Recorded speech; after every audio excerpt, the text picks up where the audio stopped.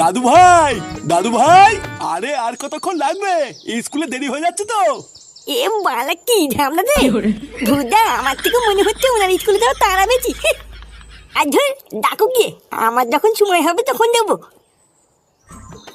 আরে চোদন,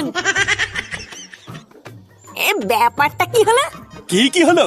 বাড়ার জন্মের পর থেকে তো বাপের জন্য একবারও দেখলাম না এ ছেঁড়া স্যান্ডো গেঞ্জি আর ধুতি ছাড়া অন্য কিছু পড়তে। তা আজকে হঠাৎ নতুন ধুতি পাঞ্জাবি পড়েছে কেন?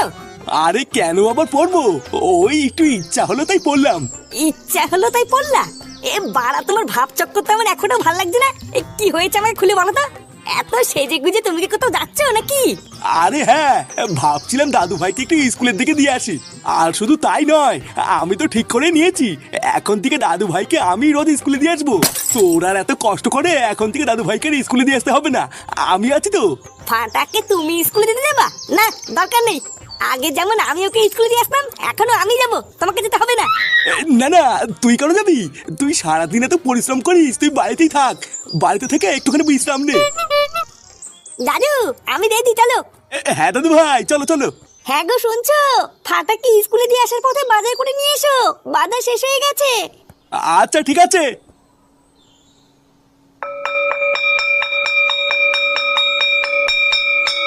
না না, আপনি ওসব নিয়ে কোনো চিন্তা করবেন না, আমি আছি তো। ওসব আমার দায়িত্ব, আমি দেখছি। ম্যাডাম ভালো আছেন?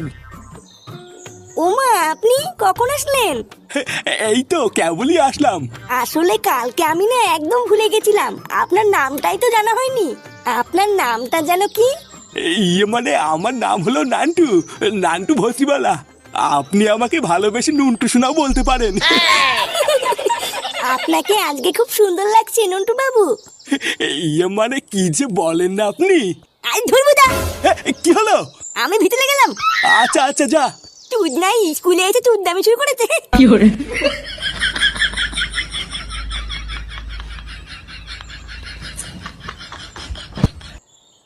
ওটা আপনার কে হয় নন্টু বাবু? নাতি? এমা চিচি, এইসব আপনি কি বলছেন? নাতি কেন হবে?